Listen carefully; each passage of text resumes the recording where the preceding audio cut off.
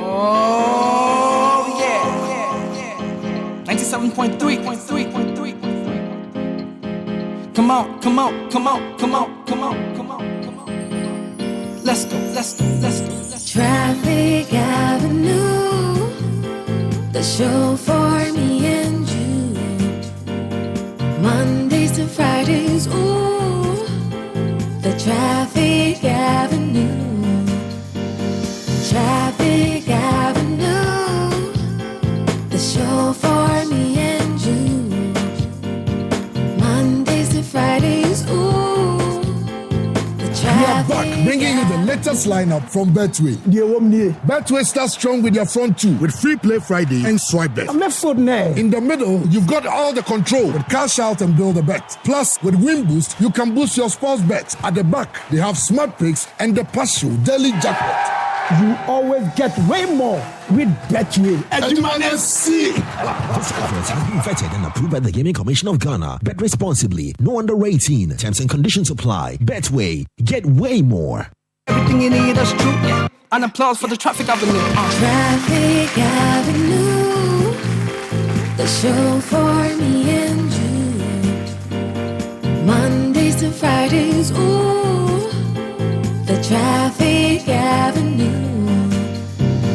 Traffic Avenue, the show for me and you. Mondays to Fridays, ooh, Traffic Avenue, oh yeah.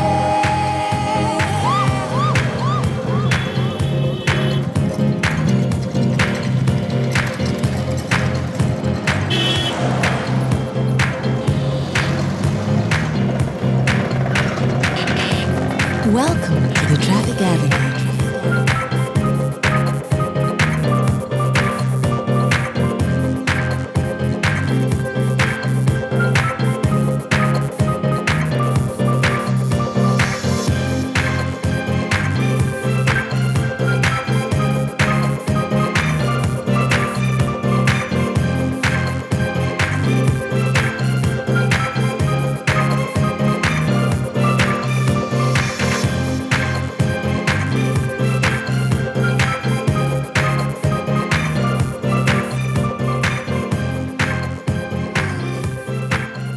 Oh, for me and you.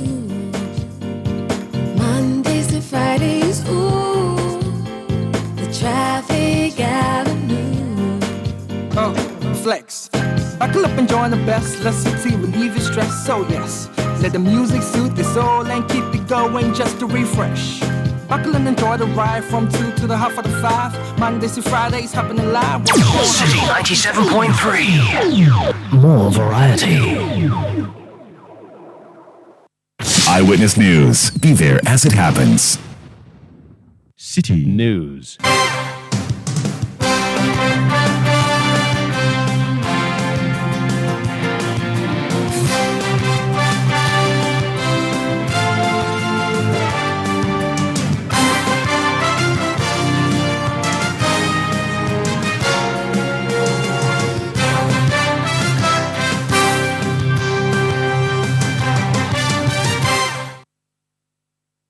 It's 17:30 GMT. This is Eyewitness News on 97.3 Citi FM. I am Umaru Sanda Amadu. Tonight, I'm here with Ajuatin Krama Domina.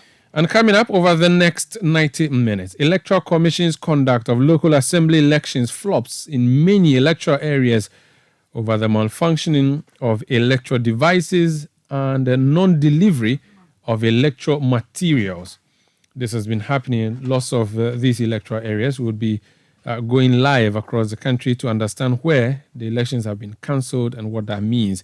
Also, and ask the question, what this means to the general elections of 2024. Also coming up, Belgian spokesperson of New Force Group rearrested after the state dropped charges against her earlier. And later on Eyewitness News, we hear from the Catholic Bishops' Conference in Accra, speaking on the comments that were attributed to the Pope relating to the church allegedly approving same-sex marriages. The church in Ghana says the Pope has been misquoted. Stay with 97.3 Citi FM for more on this and many other stories on Eyewitness News. And in business, Financial analysts project enhanced market confidence following consistent decline in inflation.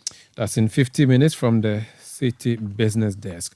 Eyewitness News is live across Ghana on a host of affiliate stations, including in the Western region. In Takoradi, we are on multiple stations, including Premier 100.5 FM, Beach 105.5 FM, and Sky Power 93.5 FM. In the Bono region, we are in Sunyani on Greener 95.9 FM. In Ahafo region, we are in Goso on Hames 106.5 FM. In the Ashanti region, we are in Kumasi on Orange 107.9 FM. In Volta region, you can tune to Eyewitness News via Akpini Radio 96.7 FM in Kwando and Heritage 107.3 FM in Hohwe. If you're in the northern region, we are in Yendi on Dasuma 99.1 FM. In Upper East region, we are on Zwarungu's Word 88.3 FM. In Upper West, on Westlink 88.1 in Laura. And in the Northeast region, on Eagle 94.1 FM in Wale Wale. We are live on YouTube, live on citinewsroom.com. We are also on Facebook, and we are interactive. Join us on WhatsApp 0549 986 996 0549 986 996. Alternatively, go on Twitter, now known as X, and drop a message using the hashtag Citi Newsroom. My handle is at Umar Rusanda or at Citi973. If you send messages, the world gets to hear what you think. Let's settle for details of our stories now. And the first one has to do with the district level elections. The Electoral Commission scheduled today, Tuesday, December 19, for the conduct of elections at the district level for assembly members and unit committee members.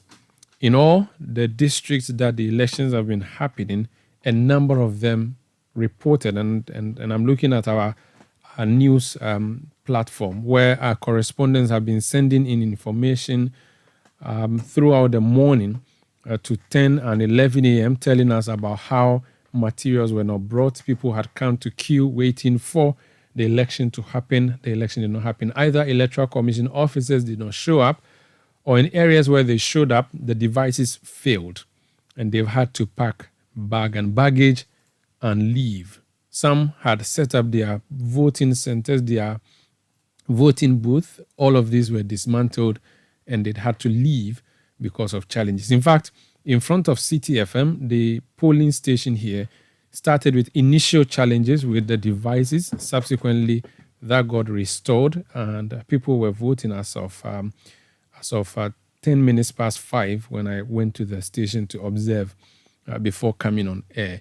But for many places, the Electoral Commission has simply cancelled and postponed the election because of the myriad of challenges that have been recorded. So let's do a whistle stop in some of these centers. Hafiz Tijani is our correspondent in the Ashanti region. He's been out and about following the process or monitoring the process in a number of electoral areas in a number of districts in the region. He's joined me on the line. Hafiz, you're welcome to Eyewitness News.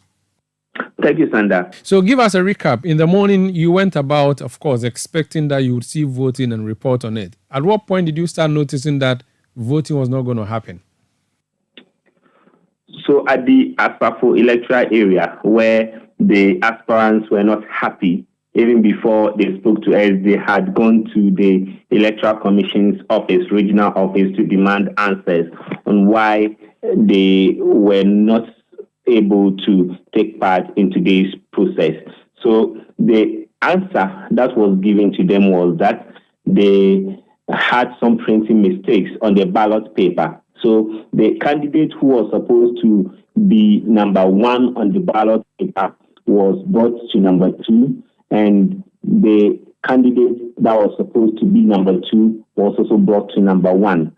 So before today, all the aspirants campaigned on the number they were placed on or when the balloting was done by the Electoral Commission, but only to wake up this morning to find out that there were changes in the positions on the ballot, the final ballot that will be used for the election. So the Electoral Commission quickly informed the aspirants that they were not going to hold the elections. But before that, people had queued up coming from different places to vote. The Asafo has a bus terminal, and people who work there automatically registers within the electoral area where they cast their votes.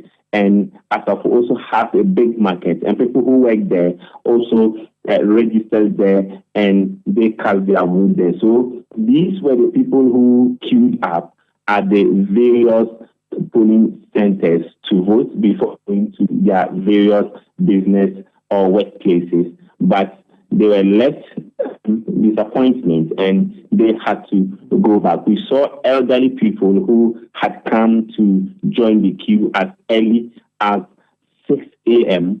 before even the start of the poll. But at about 7:30, the aspirants themselves, after they sought answers from the Electoral Commission, came back to tell them that the voting was not going to come on. So I spoke to one of the aspirants. He was not happy about what has happened. He said that they have prepared food in anticipation to give to people who will be coming early as breakfast, and now all that is going waste. So he was not happy, and that was the same sentiment we got when we moved to the Ashanti East.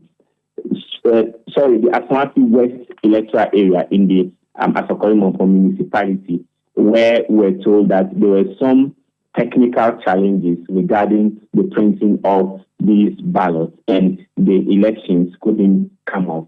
And the same applies to the Ishayasu, Apraman, and also the Sokoban electoral area in the in the Ishayasu constituency, and that falls under the Kumasi Metro. And the aspirants there were not also happy about what has happened. People who went to the various centers to vote were not happy. But the general concern now is that, Sanda, this should not replicate, or this should not be replicated in the general election, because that is going to cause some kind of misunderstanding and disagreement between parties who are contesting in the general election. So that is it. But we've not had a clear figure in the Ashanti region.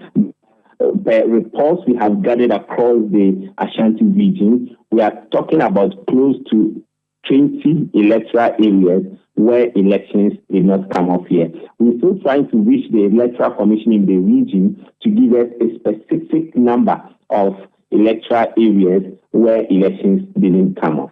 So 20 electoral areas, at least based on your count, and this would be in how many different districts? Do you have an estimate of the number of districts that would have been affected in today's challenges that have been recorded? So in the Kumasi Metro, we have about 5 places. In the Asokwa municipality, we had about 2 places. In the Asokoro area, we had only 1. That is the Ashanti West electoral area. In the Efija Kwabri South, we were told that about 4 places. In the Mampong area, we had about 2 places also there. And in the Kwadasu municipality, we were told about 6 electoral areas. In the Achuma Odieja South district, we had also about 6 electoral areas. So it cuts across the districts within the region. But like I said, we're still waiting for an official number from the Electoral Commission officers in the region.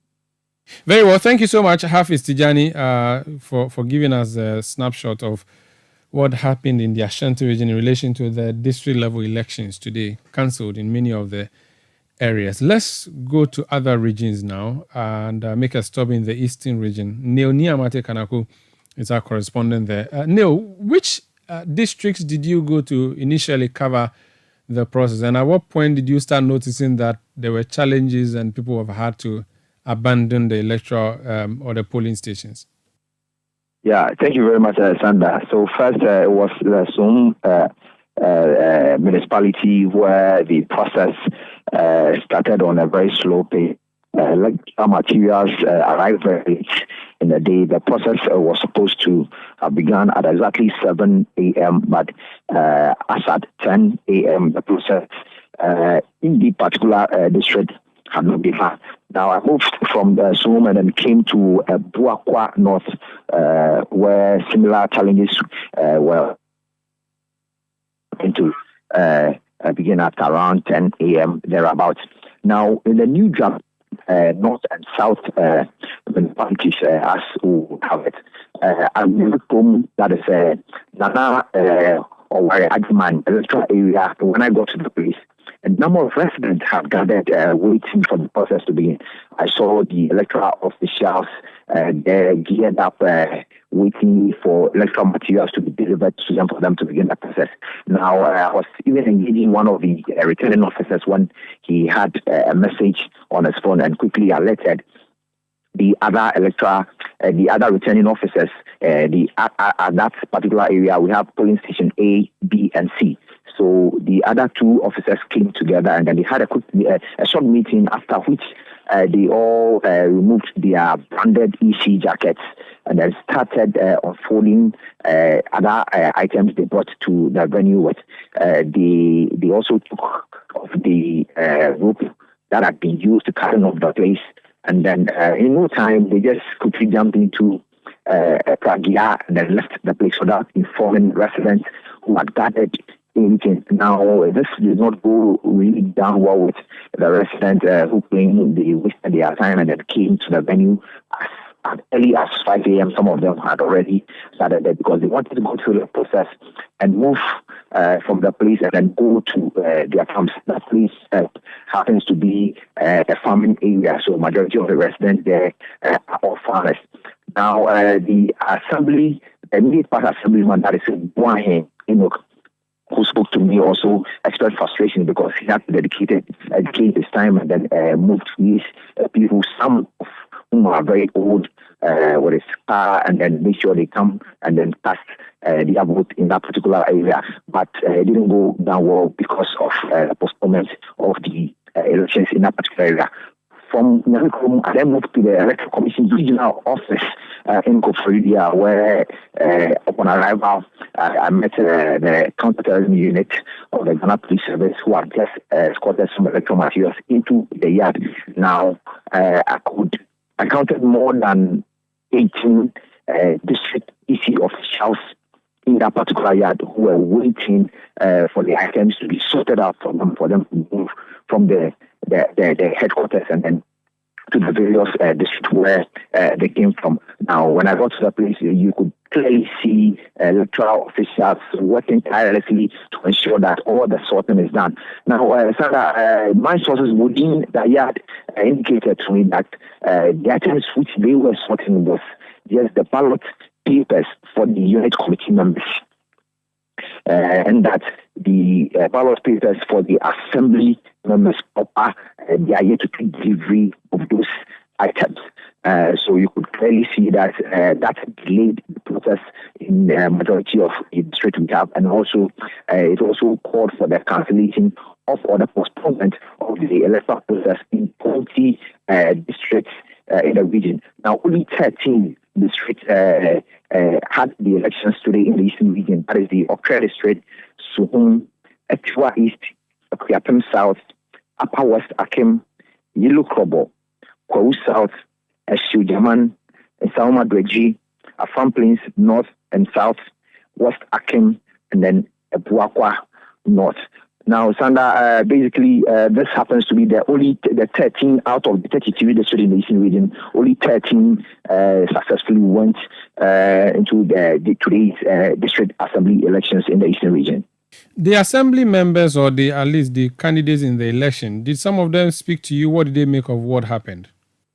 Yes, one unit committee member, Newsroom, expressed frustration because he also indicated that it's high time we advance in some of the things we do as a country because personally it was his first time contesting for a unit committee position in the Newsroom area. He had to lobby people to put on hold their work and then their schedules today to just come around in the morning and then go through the process before leaving to their various offices. Now he has to go back again and then appeal to those people to suspend or put on hold their busy activities and then come back. That is on 21st December.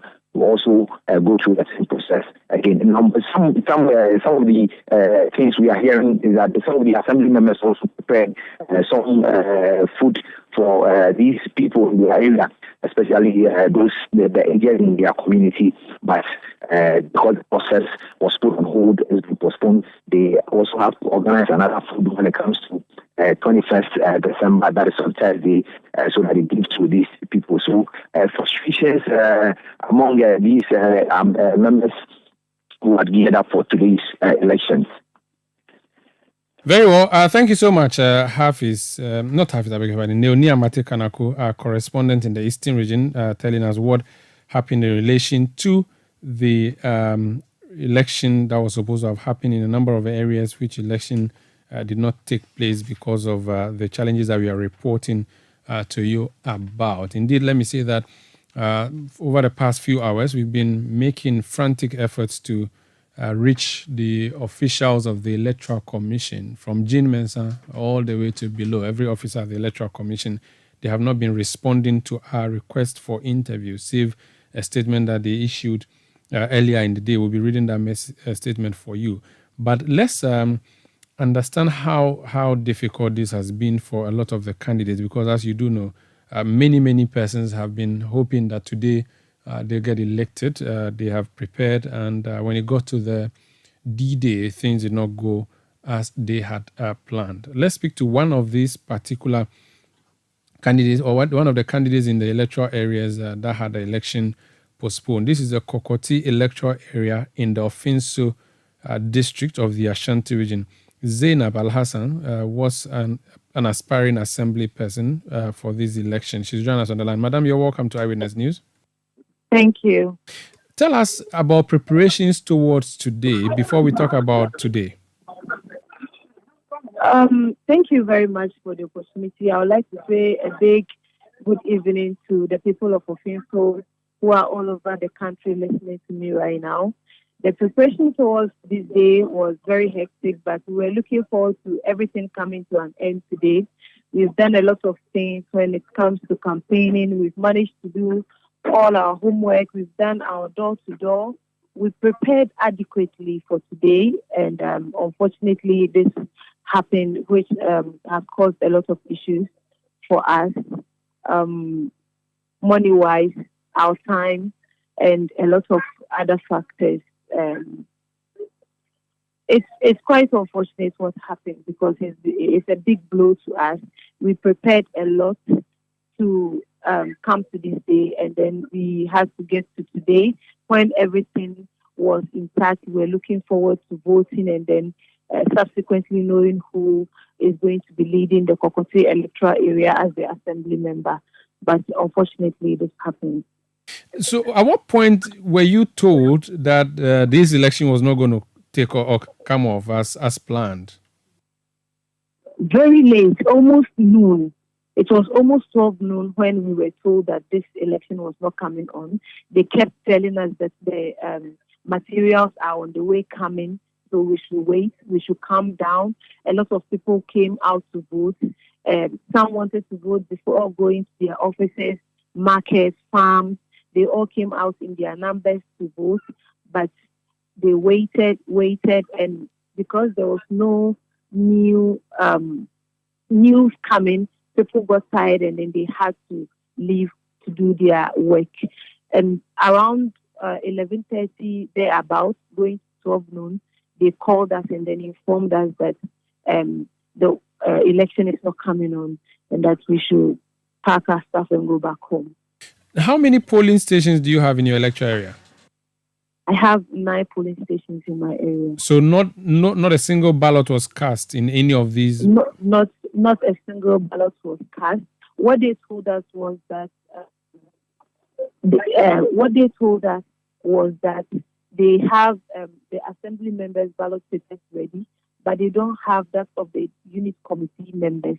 And so since they don't have that of the unit committee members, they cannot allow us to go forward with the elections, and that we have to wait till the unit committee ballot papers were ready.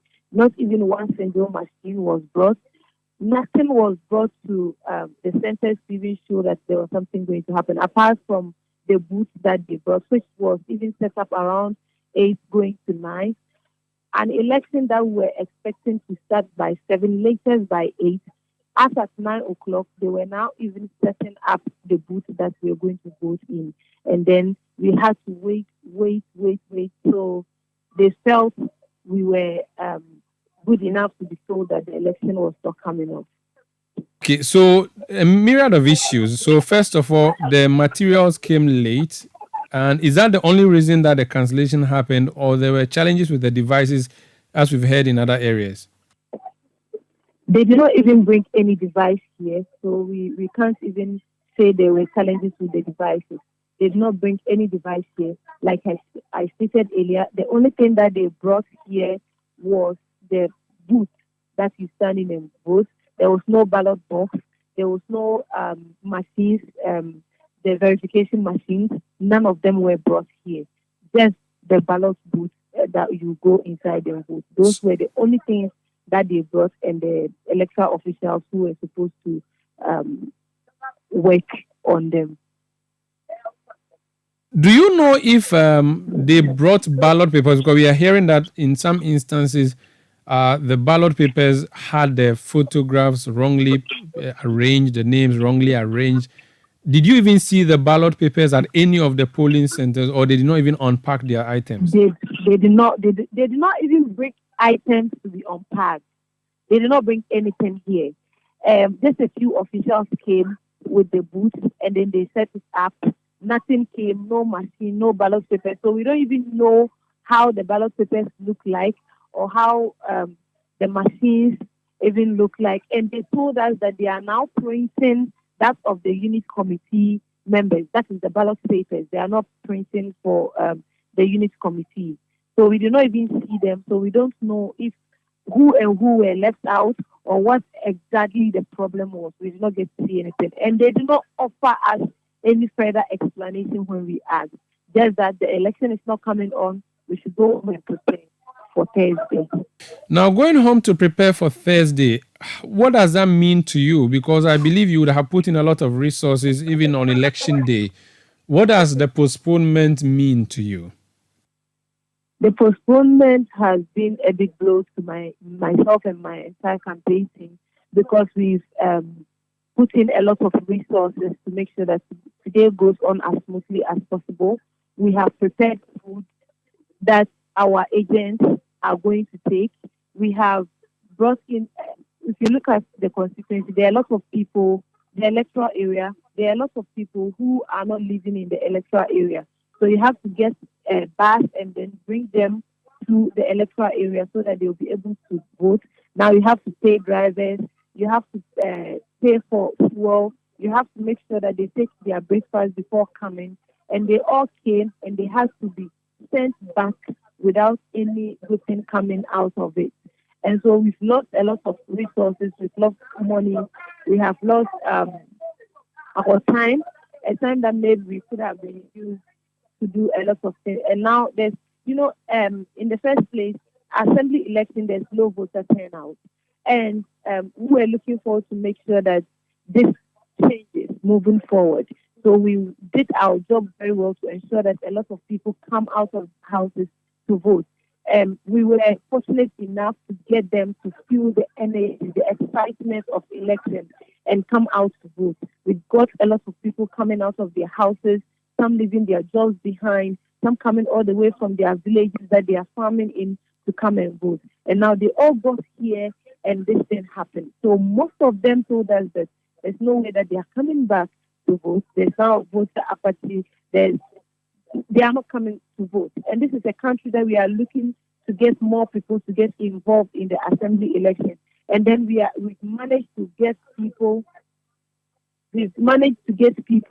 to come out, and then this unfortunate incident happened. So are we moving forward, or we are moving backwards? How do we convince them to actually leave whatever they are doing and come back to vote? What is the guarantee that when they come back to vote, they will have the opportunity to vote and they will not be told that they should go back home?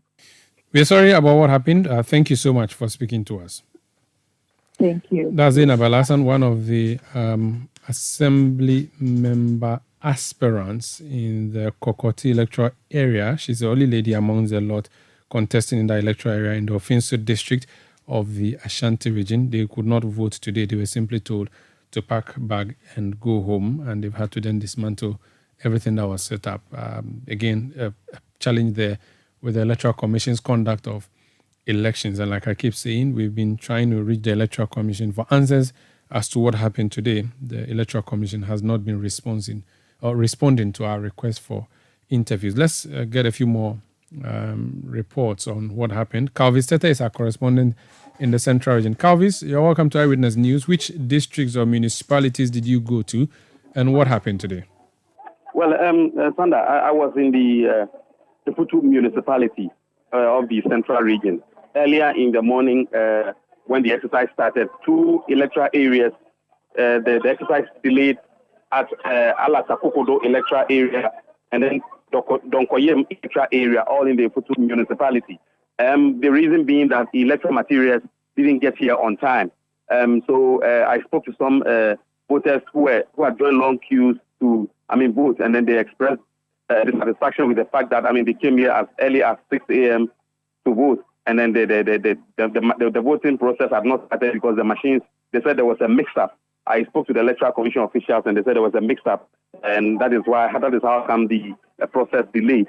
So around 12:30, the process started in these two electoral areas, which had earlier on delayed. As we speak now, counting is ongoing in Alatakokodo electoral area and then Donkoyem electoral area, Sanda. I see. Now, the challenges that we are reporting on from the Ashanti and Eastern regions, how extensive have they been, if there have been challenges at all in your area? Well, Sanda, what I picked up was that there was a mix-up with regards to the papers, the ballot papers meant for Alatakokodo and Donkoyem. And so some of the voters in line were asking how there could be some mix-up, because if indeed the Electoral Commission was on top of their job, there shouldn't be a mix-up, which really caused the process to delay. Some of the voters even left for their homes because according to them, they came as early as possible so they could just cast their vote and then they could go home. But they waited and waited, and it was not forthcoming. So most of them went home before the process even started. Frustrations, you could see frustrations on their faces. So it tells you that they were not happy when the delay started, Sanda. Thank you so much. Calvis Tete is our correspondent in the Central Region. Let's go to the Eastern Region again, and the New Joburg South municipality, which hosts the regional capital, Koforidua. One of the electoral areas there is Sufriso electoral area. Nana Yao Deborah contested in that election. The election did not happen. Nana Yao, you're welcome to Eyewitness News. Thank you, Omaru. Now, how are you doing? I'm well, thank you. What happened today? About how many polling stations did you have? At what point were you told that you cannot have the elections? Okay, good evening. I want to greet your listeners and the people of Estrofiso and New Joburg South Municipality. Okay. So we got the information around 10:30 thereabout that the election has been postponed, but we later get the date. And within the next hour, it was confirmed that the election will be held on the 21st of December 2023. For now, we have 2 police stations, and none of these stations, all the EC officials were present, but the voting materials weren't at the premises. Nanayao, so in the morning, the election was supposed to start at 7. Did you have to move to all the polling stations that you had in your catchment area, or you had agents who were reporting to you? What was the picture as of, say, 8 a.m. or 9 a.m.? Okay, so I was at one of the polling stations with my friends, and I witnessed everything that happened over there, because as at around 6:30, 6:50, I was expecting to see the transparent box over there with the seal to confirm that there's nothing in the box for us to have a free and fair election. And also, the agent confirmed to me around 7:30 that they've still not received the materials. Whilst people were at the premises to vote, leaving their work, and some also traveling all the way from Accra, Kumasi to New Durban just to come and partake in the district assembly election. All these people were there, and around 7:30, the people started complaining that the election was supposed to start at 7 a.m. So I approached one of the EC's officials that, okay, if we start at 7:30, are we going to get extra 30 minutes during the election, meaning the election was supposed to close at 5:30? My debate was, we wait consistent hours for the election. So if we are supposed to wait or we are supposed to vote for the next 60 minutes, it's supposed to be 60 minutes. But this is the case that after 7:38 a.m., it's not the election, and most of the electors were complaining bitterly because they seek permission from their officers, and some need to go to the shop, some need to go to the market and open their stores. So it was a whole lot of ups and downs, and a whole lot of talking and debates with the EC officials and some of the electorates, which was very bad. We weren't really expecting this, and it's kind of history for the first time in the municipality as I'm talking to you. I'm yet to be corrected. Now, the communication to you about the cancellation of the election, were you called and told, or the officers at the center just told you, listen, there's no election, go home? How was the communication done? And do you know if your other contenders got this information too? Okay, so so we are 3 in numbers, and I'm the first on the ballot paper. So they called 3 of us that this is what has happened. The election has been postponed, but to further notice, they can't give us the specific date or day that we're going to organize the election. And as I said, within the next hour, we just received an information that it has been postponed to the 21st. So the officers informed us before later on, I saw on some social media platform, and also confirmed from some of your sister stations around the globe. I see. Now, what next? You're going to prepare again for Thursday. You may have incurred costs today. What happens to that? And then Thursday, are you ready? Apparently, we still need to prepare. Yeah, although we've done adequate preparation, but definitely we've lost today because we had to talk to people to even come and vote. It's about the time that they spend that they vote. And in terms of preparation of Thursday most of the time is a market day for the people of New Durban. And this is where the MCC is going around educating people to take the district assembly election. But if you come to this case, that at the end of the day, Thursday being a market day for the people of New Durban, specifically Koforidua, it will be difficult for us to get a turnout that we expected today. Simply because it's the last market day to the Xmas festival.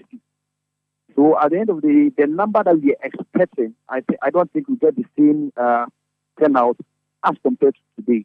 So some of the people or some of the candidates were complaining bitterly if the EC can do something about it. But as of now, it's not gotten any confirmation that it has been postponed from the first, or we will still have the election. But as I'm talking to you, we are still preparing for Thursday, God willing, that inshallah it will be successful.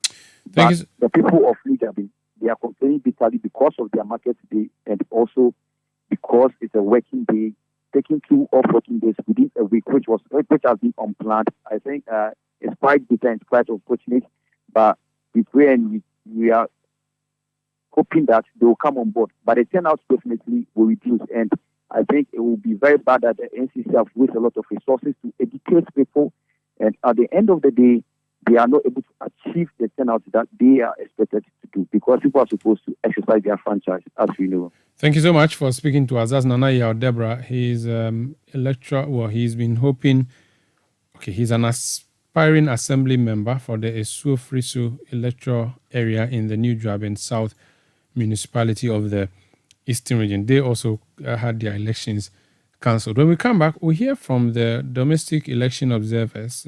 It's deployed a team to monitor the election what feedback it has got so far, and what the way forward should be like. Stay with us. Eyewitness News. Be there as it happens.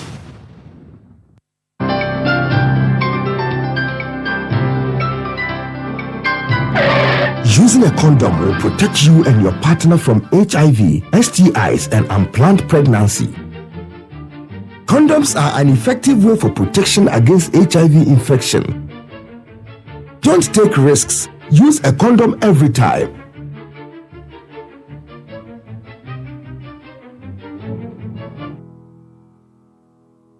Always come prepared. This advert is brought to you by the Ghana AIDS Commission and Ghana Health Service. You know, Papa, see that? And it's rickety car. Hey, Papa! Bobo, so how your engine now? It is half man, half amazing. Thanks to Quartz and you can feel better energy. Can't touch this. Charlie, guys, so Sancho's engine just died like that? Yes, so somebody managed to convince him that there is a better engine oil than Quartz, and he switched. Sancho Panza. Now, which engine oil can be better than Quartz? No other, my guy. Quartz with its age-resistant technology, it keeps your engine younger for longer. Now you know. Have you guys seen the new bottle design? It's superb. Quartz 9000 from Total Energies there improves fuel efficiency. Why do you think Mr. Mane and Logoso have taken the Quartz Nation movement World Cup like that? Sorry. Chema. Hey, Quartz. Keep your engine younger for longer.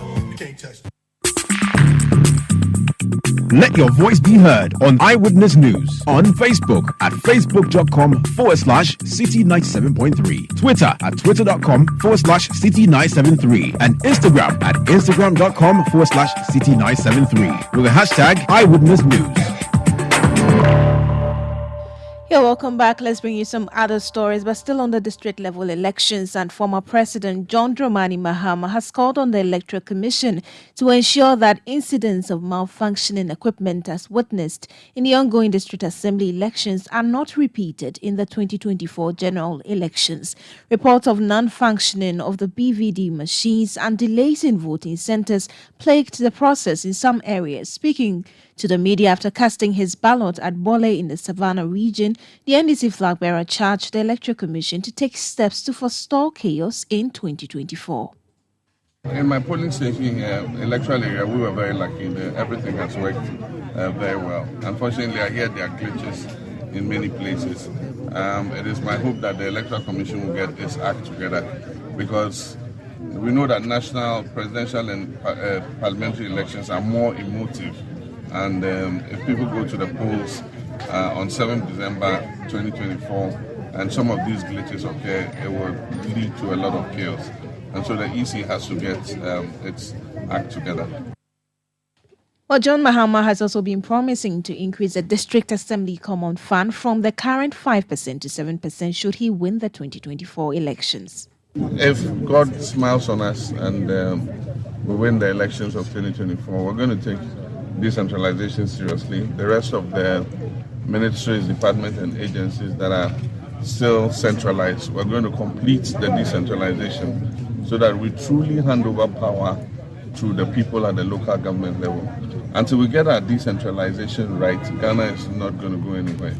And so we're going to take it seriously. We're going to make sure that District Common Fund disbursements increase again from 5 to 7%, which it was in 2016, and that the District Assembly's Common Fund is going to be regular so that districts can take, advantage of it and be able to increase the pace of their development.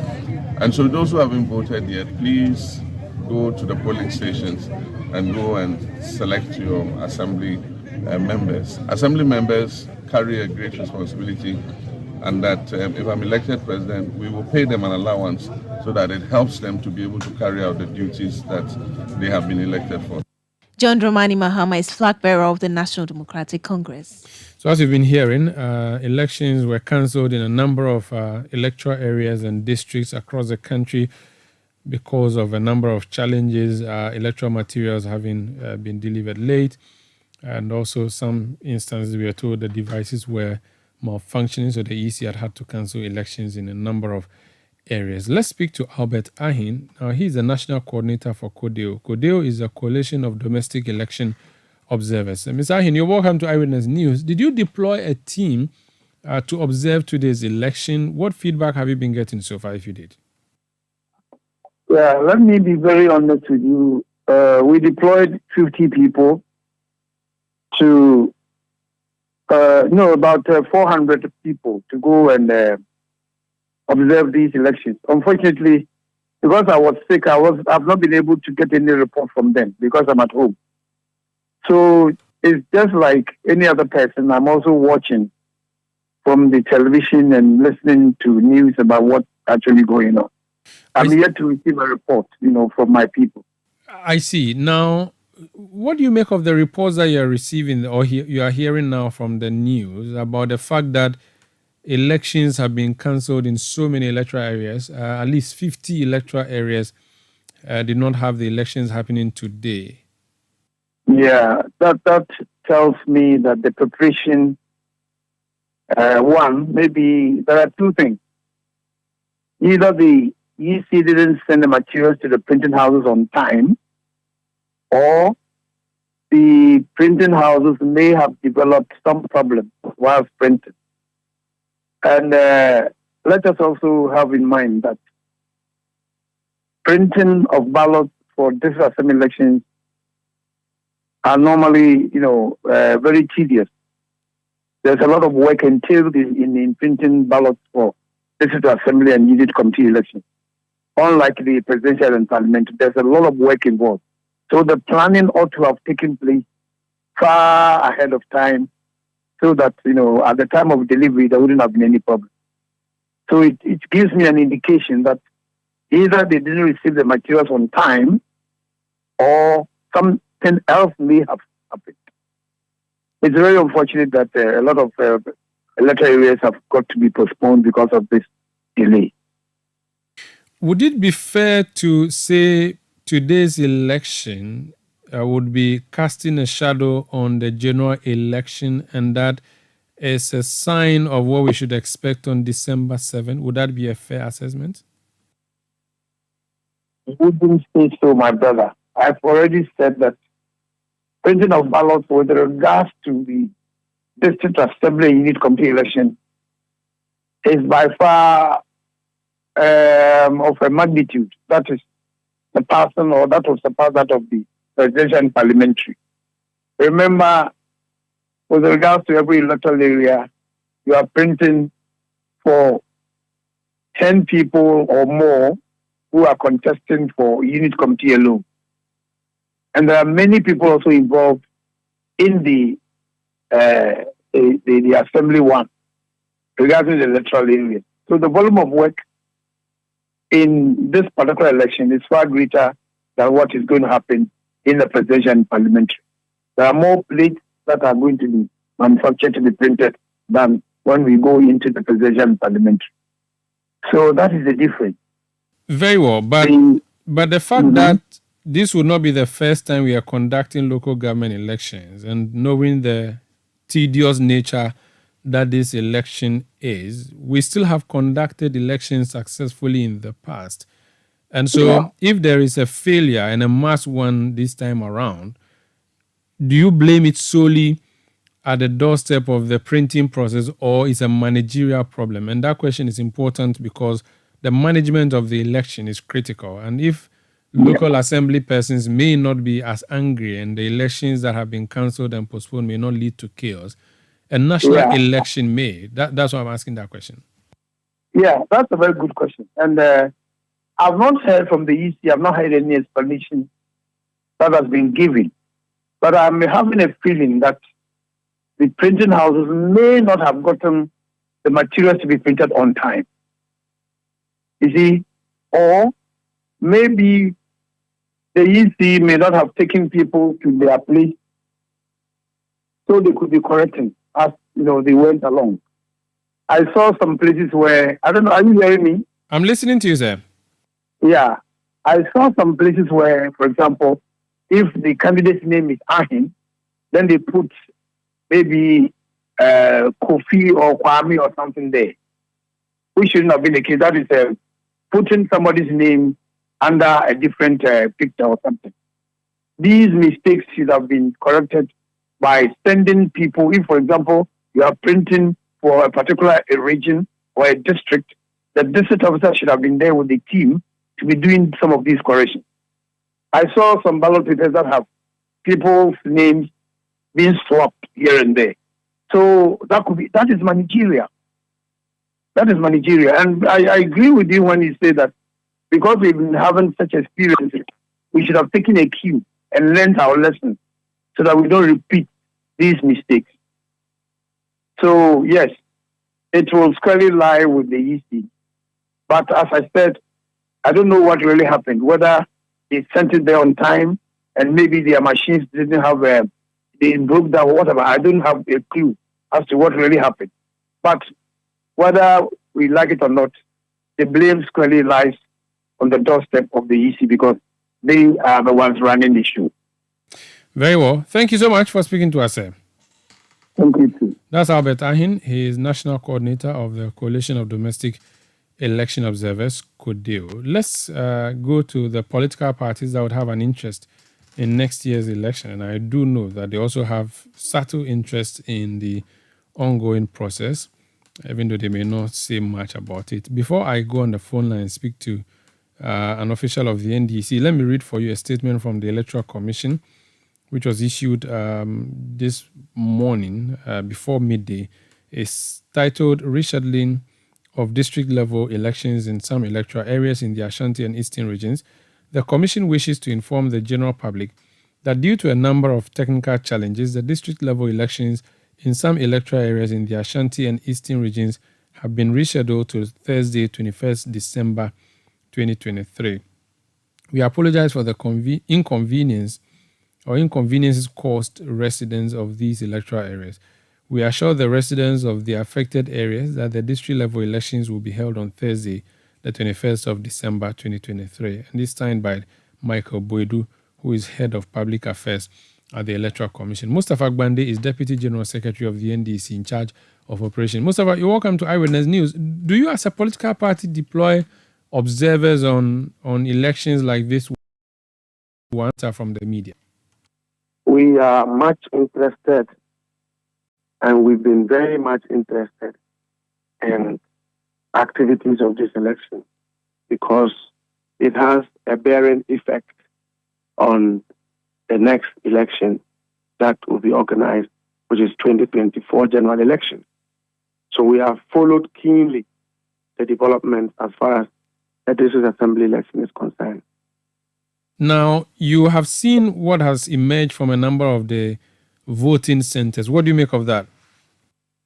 We think that the situation that we find ourselves in as a nation is largely because we have an electoral commission that does not believe in consensus building. She does not want to learn. We are in an avoidable situation, a situation that we could have avoided if she engaged stakeholders, if she was willing to do what is right, given the processes being followed correctly. What is more shocking is that 6 hours to election, the commissioner did not envisage that inventories or supplies were not, taking delivery. And she didn't even check the inventories to ensure that they are in order, in accordance with the expected, contract. And so this clearly tells us that we are dealing with Jean Mensa, who is largely incompetent, who have demonstrated low experience in terms of election management. And it is dangerous going into 2024, particularly if the same personality is going to be our electoral commissioner. The NDC have cautioned the electoral commission on this path that we've got ourselves to. Understand that apart from the technical challenges, be it calling off elections and other issues. Today, I have visited a polling station in Asojamai where clearly election officers were not in charge of the process. In fact, I have caught a fire service officer who is aiding somebody to vote. These are all issues that must be addressed before we go into 2024 election.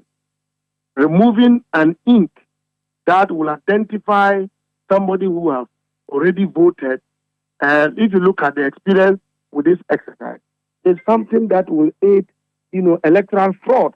And to my surprise, this is not being done by the NDC nor the MPP, but the Electoral Commission, who is supposed to demonstrate impartiality, who is supposed to demonstrate credibility, who is supposed to demonstrate transparency, which are all constitutionally required standards of election. That is the person who is doing this. It means that all of you, the media, Ghanaians, must be interested in this matter, that we find ourselves in a situation that is unpardonable, that no excuse should be allowed this to go, that she cannot blame it on vendors. She has demonstrated incompetence, that she's not in charge, and the commission is not ready for any election. If district assembly election with low stakes cannot be properly organized, can she organize a transparent, well-conducted, free and fair, very sensitive national election like 2024? Are we going to have a situation whereby from 6 hours into general election, the Mensa write a press statement and say, vendors did not supply. So I'm calling off some other part of the country from voting. Can we afford the insecurity? Today, Apenyo Markins in Efutu was being followed by the military, intimidating people. How did the military get deployed into voting centers? Today, in Kaswa, how Akumsin deployed some persons wearing security uniform that national security took responsibility of, wielding arms and threatening people at polling stations. Is it going to be the situation of 2024 general election? I think all of us, including you, the media, must be concerned that your nation is about to go down because we have appointed a dangerous character, a dangerous woman, a very incompetent character to manage our election. I just spoke to Albert Ahin. He has monitored elections for decades now. And I asked him if today's chaos or today's flop could be a mirror of what will happen next year. He made the point that district level elections are more cumbersome and tedious than national elections. For national elections, you are printing just a specific number of ballot papers for the presidential and also localizing the constituency ones. But when it comes to district assembly, you have so many persons contesting in so many different places, and the ballot papers are supposed to be multiple. Even in one district, you can have so many separate ballot papers. So maybe this particular election is more extensive, more elaborate, and more cumbersome. We should not use this as a touchstone for measuring how the EC would perform in 2024. And indeed, let's not forget that she was involved in the elections of last year, 2020 as well. Elections of 2020 was declared as a fraudulent election. We all know that President Akufo-Addo used the police, used the military to rig the election. Yeah, we all know that. We all know. No problem. It's not what you know. Hold on, Mustafa, hold on. Yes. It is not what you know. It is what you can prove. And when you went to the Supreme Court, you failed to prove that. So I would be glad if you do not proceed on the allegations that you could not prove for which reason the Supreme Court did not hold for you. So proceed on that tangent. Thank you. We can leave this conversation, but on a day we can prove that. But let me say that if there was any election to be taken serious in this country, it is an election where the government have failed. The government have been caught to be corrupt, but yet it wants to retain power. This 2024 election is a very critical election for this country, that we should not have such errors and mistakes going into the election. And I'm saying that the situation we find ourselves in are avoidable. They are very avoidable. The fact that you awarded contracts to vendors, who was supervising the vendors, who was to ensure that delivery was taken, who was to ensure that you proceed to send these to the voting centers. Mind you, this is a woman, a commissioner, that is proposing that she wants to move voting time from 6 to 3 p.m. instead of 5. But yet she can declare one part of the country is not able to vote. Umaru, it makes nonsense of her own proposition. I believe that the decision which she took by herself to remove ink system, that is part of our checks and balances to ensure that people who have already voted do not have the opportunity to come into the system and vote, particularly when our elections have been characterized by technological failure as a result of network and machine breakdown, which allow for manual verification. We believe that that decision was taken to aid or to test fraudulent activities into 2024, and that we should all take these things serious. Dean Mensa will be humbled this evening to know that election management is not cast in stone.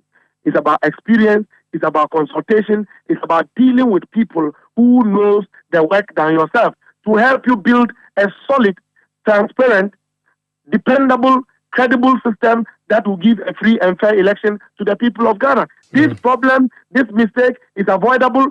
Someone must take full responsibility beyond apologizing. Who is she apologizing to? That she's messed up an election system, that we all saw it clearly and cautioned her, and she didn't listen. And when we were speaking, she said the NDC is accusing her, and today we are at the same route, and you are saying that we should let go. Is it a woman who is going to supervise 2024 election, irrespective of how cumbersome it is? Budget was released. Planning was done. Every election precedes with planning and strategizing. What amount of strategy and planning went into the district assembly election? On what basis did Jean Mensa hold a press conference to tell the people of Ghana that she was prepared for election today, as of yesterday? On what basis? Are we going to still be following press conferences into 2024? It's chaotic, it's disaster, it's dangerous for our country. Thank you for speaking to us. That's Mustafa Gbande, his Deputy General Secretary of the NDC in charge of operations, speaking to us about the huge challenges recorded at the Electoral Commission's organized district assembly level elections in the country today. The elections, we're told, has been postponed to Thursday. This is Eyewitness News on 97.3 Citi FM. What other headlines have we been following here in the Citi Newsroom? Adra. So, under the president of the Ghana Catholic Bishops' Conference, Most Reverend Matthew Kwesi Gyamfi, is urging the public to disregard reports suggesting the church has approved same-sex marriage. His comments are in response to social media posts claiming that the Pope has permitted Roman Catholic priests to bless same-sex couples. Speaking to Citi News, Most Reverend Gyamfi clarified that while the Pope acknowledges the possibility of blessing individuals engaged with the same sex, he does not endorse the blessing of same-sex marriages by Catholic priests. He emphasizes that the reports making rounds misinterpret the Pope's letter.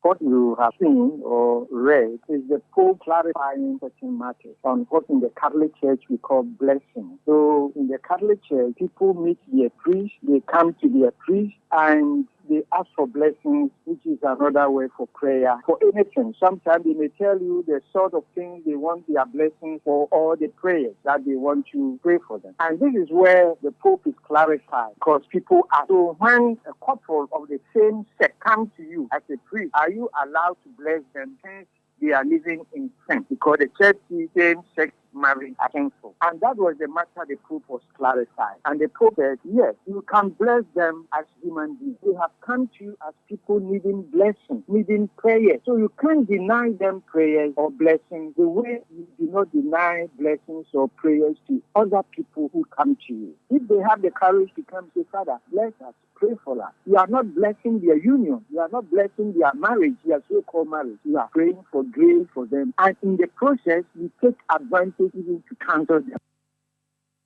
You heard President of the Ghana Catholic Bishops' Conference, Reverend Matthew Kwesi Gyamfi.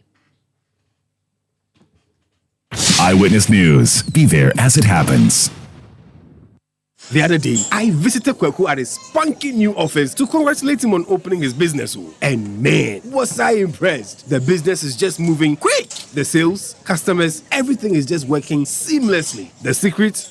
He said, it's MTN Business Broadband. In this fast-paced environment, we need fast and reliable internet to support all business types. No laggy online meetings, great download and upload speeds, impeccable business management systems, all inclusive. I mean, you can have it all. Sharp! I signed on immediately. To enable your business stay ahead and stay connected, make sure you're signed on to the best internet made just for businesses. MTN Business Broadband. Sign up today on broadband.mtn.com.gh and manage your account on my MTN app. Call 0244 308 111 for more information. We are good together everywhere you go.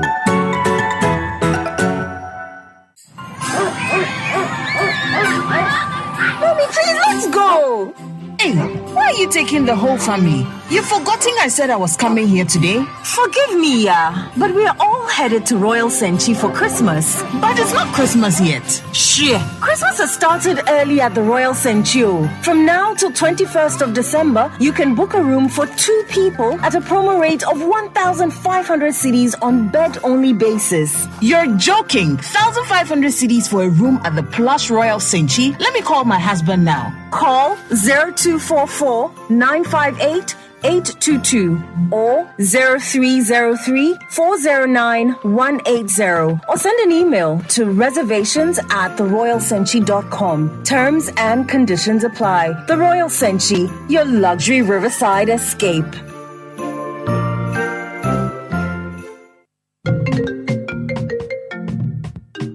Hello, Linda. You won't believe what I am planning next. I want to start my postgraduate degree, buy a car, and build my dream home. But you know what's stopping me? What's that, Mike? Money, that be my biggest wahala. Oh, you are sorted, Cry. With a GCB Big Move personal loan promo, you can borrow up to a whopping 400,000 Ghana cedis at a significantly reduced interest rate in less than 24 hours. Like, seriously? How do I qualify? Yes, it's available to all GCB salary account holders. Plus, you get a 2-month grace period before you start to pay back. Susket, I'm opening an account with GCB now.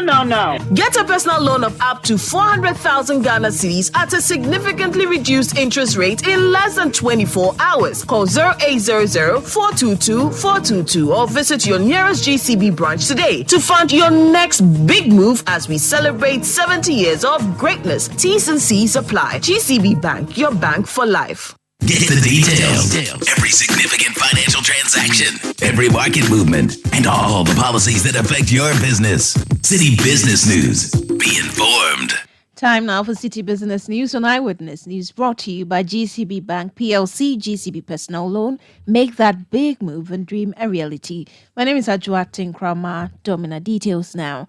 The persistent decline in inflation over the past few months is expected to inject a boost of confidence into the market and provide relief for the cedi in the short run. This positive sentiment follows a week of stability for the local currency against the dollar in the retail market, despite an overall mixed performance with improved foreign exchange liquidity and a cooling inflation environment. The cedi experienced a marginal 0.36% decrease week on week against the pound in the retail market. Courage Buti is a currency analyst at the GCB Capital Limited, and he has been highlighting this market dynamics for City Business News.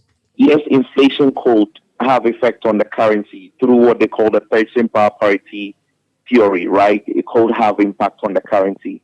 But at 26.4, or wherever inflation was even before now, our inflation rate is not comparable. It's actually higher compared to most of our regional peers and trading partners, really. So while it's declining, I don't think it has declined to the level where you could say it will support the exchange rate in that regard. I think that is the point I'm making. And the support I see for exchange rate is more from tightening liquidity levels on the market, which means there is less cedi in people's hands relative to what could have been, which should motivate speculative demand for FX and all of that. That was currency analyst at GCB Capital Limited, Courage Boti, who stay with inflation because pressure is mounting on the Bank of Ghana to reduce the monetary policy rate following the sharp drop in inflation in the month of November 2023. This comes as a high cost of lending in the country is negatively impacting business operations. Currently, the monetary policy rate stands at 30.0% with lending rate hovering around 30.18%.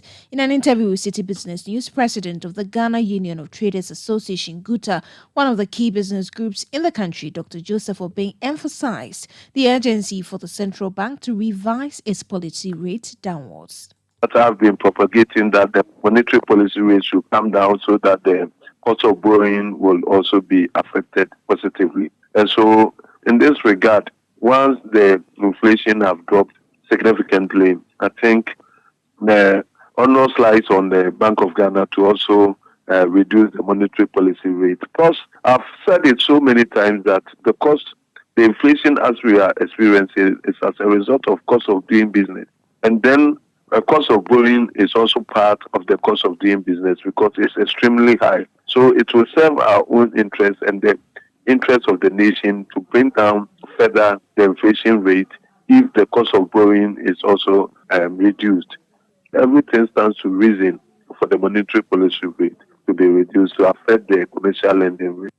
You heard President of the Ghana Union of Traders Association, Dr. Joseph Obeng. Away from that, the Association of Ghana Industries, AGI, is anticipating that challenges associated with the cost of power distribution to industries will be resolved as the Standards Authority unveils its independent public utilities metrology laboratory. The state-of-the-art facility aims to certify meters and ensure precision and efficiency in public utilities. Here's President of the Association of Ghana Industries, Dr. Humphrey Ayim Dake. Intervention at this stage of our development and the current events playing out in the power industry regarding the cost of power to industry. We believe it's one of the factors of our production that is driving our businesses uncompetitive. So with such an intervention of the metering system being assessed before deployed, and that which has been already deployed, there will be a program around it. We believe it's a very welcoming position. So as each consumer in the industrial space can evaluate the cost of power to his business in terms of efficiency, so you can easily say how much I'm utilizing and its benefit in terms of value for money in your production. So it's a welcoming position. We believe the institutions that supplied this equipment, that signed on this project, had gone through significant due diligence from the authority. And therefore, as long as we have reposed confidence in the Standards Authority, so it is that we believe that the machineries they brought will do what is needful. That was the president of the Association of Ghana Industries, Dr. Humphrey Ayim Dake. And finally, Enterprise Insurance has marked its centenary anniversary celebration with a renewed call to be dedicated to its customers. According to the managing director, Akosua Nsentry, the theme for the celebration, Celebrating Our Legacy, Securing Our Future, was chosen to demonstrate the successes chalked and their resolve to give optimum service to their customers in the future. Here's the managing director for Enterprise Insurance, Akosua Nsentry, speaking to the media. So as phenomenal as our past has been, it is important that the general public also benefits from the solutions that we offer. And we'll continue to do what we do best, which is protecting the things that people value the most. The second part of our theme, which is more forward-looking, where we talk about securing your future. We are looking at how we'll continue to do what we do best by providing innovative solutions to our clients. And in the course of the year, a lot of the activities that we've earmarked will see us celebrating our customers who have made us who we are today. We also make sure that we embrace the communities that have served us. So there'll be a lot of community investment projects that we'll undertake. In our business, we work with intermediaries and our partners, the brokers and the agents. We will celebrate them. Our people, our best assets, they are the ones who have been able to get us to where we are today. So we'll make sure that we celebrate them. And then most important of all, the faith that we had in God. It's God who has brought us this 100 years, and it is God who will take us to the next 100. We would make sure that we will celebrate God like never before.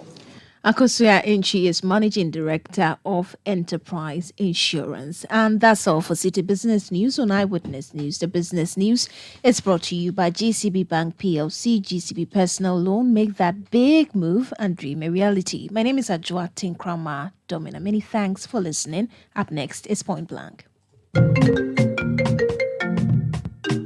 Hello, Linda. You won't believe what I am planning next. I want to start my postgraduate degree, buy a car, and build my dream home. But you know what's stopping me? What's that, Mike? Money, oh. That be my biggest wahala. Oh, you are sorted, Cry. With a GCB Big Move Personal Loan promo, you can borrow up to a whopping 400,000 Ghana cedis at a significantly reduced interest rate in less than 24 hours. Like, seriously? How do I qualify? Yes, it's available to all GCB salary account holders. Plus, you get a 2-month grace period before you start to pay back. Susket, I'm opening an account with GCB now. Get a personal loan of up to 400,000 Ghana cedis at a significantly reduced interest rate in less than 24 hours. Call 0800-422-422 or visit your nearest GCB branch today to fund your next big move as we celebrate 70 years of greatness. T's and C's apply. GCB Bank, your bank for life. Eyewitness News. Be there as it happens.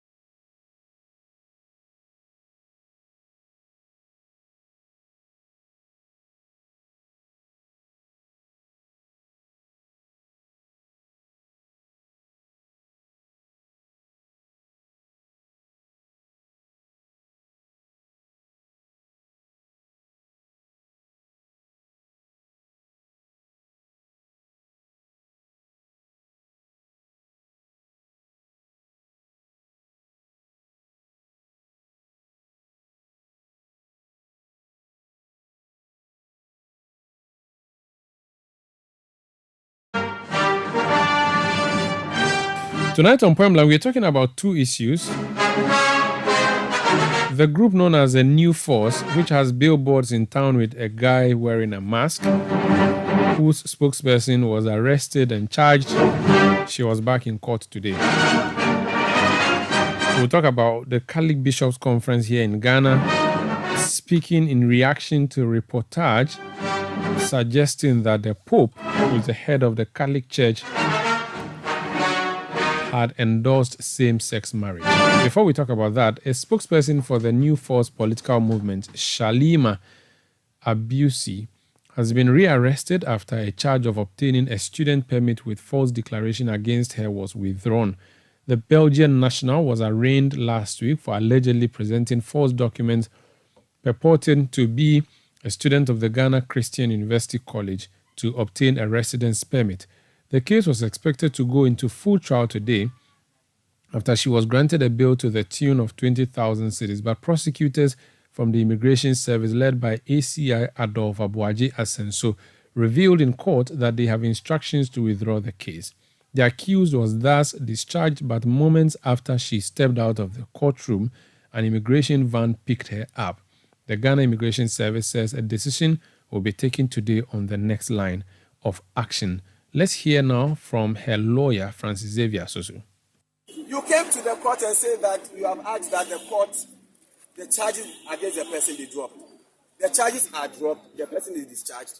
And then you banded the person as if he's a common criminal here. If you really want the person in your office, from there we'll come to the office. Last week when the court said we should be there 3 times, we were there every single day. So if you knew you were going to do this, what kind of disgrace is this? What kind of international disgrace is this? I mean, are we living in a democracy or we are living in a jungle? Are we living in a democracy or we are living in a jungle? Honestly, I'm sincerely disappointed. Because you, the immigration officers, came here and said that a permit had been revoked. If you have revoked a permit, where's the evidence of the revocation? You should have brought it to the court and show it to everybody. Then we would then say that, okay, you have revoked a permit, so you can take it. You didn't do that. Then you banded the person as if he's a common criminal and send it away like that. Why do you behave this way? Why do you behave this way? That is complete assault. It was completely uncalled for. It's completely uncalled for. And I think that, look, we must really watch it. Where we are going, I think that we are sending the wrong signal to the international community. After all, there are Ghanaians who are also in other countries, right? If your citizen is treated this way in another country, will you be happy? Do you know the number of Ghanaians who are abroad? Do you know the number of Ghanaians in Belgium? If your citizens are treated this way, will you be happy? So that's Francis Xavier. So speaking on behalf of the lady she's representing in court, Shalima Abusu, who herself is spokesperson for the New Force Group. She was before the court today and has since been arrested by the Ghana Immigration Service. We are yet to hear from the Immigration Service what the plan is with her. But let's move to some other stories we are following here. I'm on the BBC website, and the story that has been making news waves around the globe says Pope says Roman Catholic priest can bless same-sex couples. The story by Ido Vok, the BBC News, says Pope Francis has allowed priests to bless same-sex couples, a significant advance for LGBT people in the Roman Catholic Church. The leader of the Roman Catholic Church said priests should be permitted to bless same-sex and quote-unquote irregular couples under certain circumstances. But the Vatican said blessings should not be part of regular church rituals or related to civil unions or weddings. It added that it continues to view marriage as between a man and a woman. Another quote says, God welcomes all, but the document says priests must decide on a case-by-case basis. So this has generated lots of controversy. The Catholic Bishops' Conference in Ghana has issued a statement. Let me go on the phone line and speak to the president of the Catholic Bishops' Conference, Reverend Matthew Kwesi Jemfi. Reverend, you're welcome to Eyewitness News. Hello, Reverend. Good evening. Good evening. This story that I just read to my audience, the BBC publication, appears to have been reproduced in several other platforms. And the story is that the Catholic Church, and for that matter, the Pope, is endorsing same-sex marriage. The conference is saying that publication is not true. Exactly. It is not true. What was the Vatican seeking, or the papal office seeking to communicate then? Well, the Vatican was explaining what in the Catholic Church we call blessing and what category of people or things should be blessed. And somebody had asked whether same-sex couples, they can also come to receive a blessing. And the Pope said yes. Just like any other Catholic, any other person goes to the priest for blessings or for prayers, you don't ask who is he, what state of sin he is in, what he does or what. Once the person asks for blessings, you give the blessings. It's an expression of humility, expression of confidence in God, and the church understands blessings as gifts that God gives to people to even become holier. Now, what people are confusing and what they do not understand is that if a gay couple goes to the priest, should the priest bless them? And the Pope says, yes, you bless them, but you are blessing the people, you are not blessing the institution or their union. We have different set of prayers, different liturgies, different blessings for marriage. So, but when they are coming for blessing, it's the normal, ordinary blessing that we give to everybody, sinners, saints, etc. They all receive these blessings. So, if you make a clear distinction between couple, gays and lesbians who have gone to a priest asking for blessings, and these same people going there and say, "Hey, priest, we want you to bless our union as marriage." And the church says, "No, absolute no to that. But you bless the persons." But what kind of blessing then, if it's not for marriage purpose? Because if two men came to you and asked you for blessing, what possibly could they have been asking you to bless them for if it's not for a union of marriage? Exactly. You see, people come to us, all sorts of people come to us for blessings. Let me explain further. We have priests who minister to prostitutes. That is the assignment the bishop has given him. And we minister to them. We pray with them, we bless them, we counsel them, and yet they are prostitutes. We have priests who are chaplains in prisons where people have committed all sorts of crimes, from murder to raping to stealing and to other misdemeanors. And the priest blesses them, the prisoners. When somebody has even committed murder and is going to be executed, sometimes they ask the priest to come and pray or to bless them. So this couple, or so-called couple, who comes in whatever state that they are, they said, "Father, we need blessing. We need strength from God. Can you intercede from God for us?" It is the individual that we are blessing. It is not the union or the institution of marriage. And that is not what they have even come to ask for. If that is what they are asking, the priest will say, "No, I will not bless this thing." And sometimes there are certain things the church does not allow the priest to bless, included in the same-sex marriage. We don't bless same-sex marriage. But the individual who is a lesbian or a gay, he comes there, we bless them. If they may come in 2, in 3, in 4, no matter the number, just like we bless all prostitutes also, so we bless these people who come there. Do you have ceremonies, at which ceremonies people queue up to get blessed, even though it has nothing to do with marriage? Certainly, plenty. We go to our grottos, our shrines, every day after Mass, in the church. There are some who are not, they are in a certain state, who are not allowed to receive communion, the Eucharist.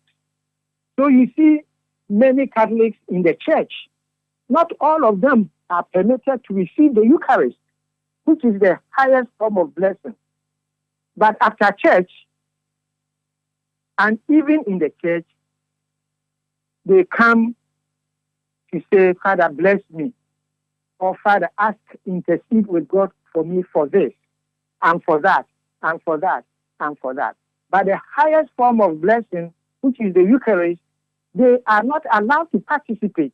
For example, if you have not blessed your marriage, if you have not had holy matrimony, and the holy matrimony, we use special prayers, special blessings to establish that institution between a man and a woman. It is not that blessing that the Pope is saying we should give to same-sex couples, because those prayers are set only for people who are going to be united in the bond of marriage that is unbreakable. So yes, we bless all people every day, thousands, hundreds. We bless them. I see. Eric Ellie has sent me a message, and I want to read it for you. People may have such views. He says, "Hello, sir. Good evening to you and your listeners. Please, what is a mere church leader in Ghana defending? The owners of the faith are giving orders from their headquarters in Rome. and you are in Ghana defending what? No wonder the bill is still left unattended in Parliament. God bless our homeland, Ghana. Listening to you from inside the Burj Khalifa in Dubai. What do you say to comments like this one from Eric and other people who may have similar views? Well, if people do not understand the Catholic Church and they are understanding it from where they are standing, and they do not understand the Catholic Church's teaching and terms that we use and our practices. But every good Catholic who knows the Catholic teaching knows the difference between a blessing of individual, of persons, and a blessing of an institution like marriage. This is very, very clear like day and night. So hold on a second, just for a minute. So if the papacy has been misquoted, why aren't we seeing the papacy come in to do a press conference and say that what I said was not what is being reported? Because in 2021, he was quoted as saying he did not support gay marriage. And so this comes as a contrast. Why is it left to the local church to defend what has been said by the head of the Catholic Church? Because what the head of the Catholic Church has said, he does not need any explanation, because what he has said is what he has said. Because people do not understand and they have misconstrued what he has said, that is why we are telling you that the Pope has no problem with that. There is no ambiguity whatsoever in what he has said. Rather, you have problem with it because you are understanding it from a certain perspective. You think the Pope has said same-sex couples should be married. And far from that, that is not what he has said. He is not saying we should bless their marriage or their union. He didn't use that word. He said when they come there, you bless them. But he's not saying you should bless their marriage, their union. Very well. And for a Catholic and for the Pope, there is a vast difference between these two things. Thank you so much, sir, for speaking to us. Thank you too. You are most welcome. That's Reverend Matthew Kwesi Jemfi. He is the president of the Ghana Catholic Bishops Conference. That would be it for Eyewitness News tonight. I am Umaru Sanda Amado. I did it with Adwa Domina. Production by Beverly London, Kobna Wilson, and Sami Biafe. Technical support from Desmond Nyako. We'll return tomorrow at 17:30 GMT. Thank you for listening and have a good night.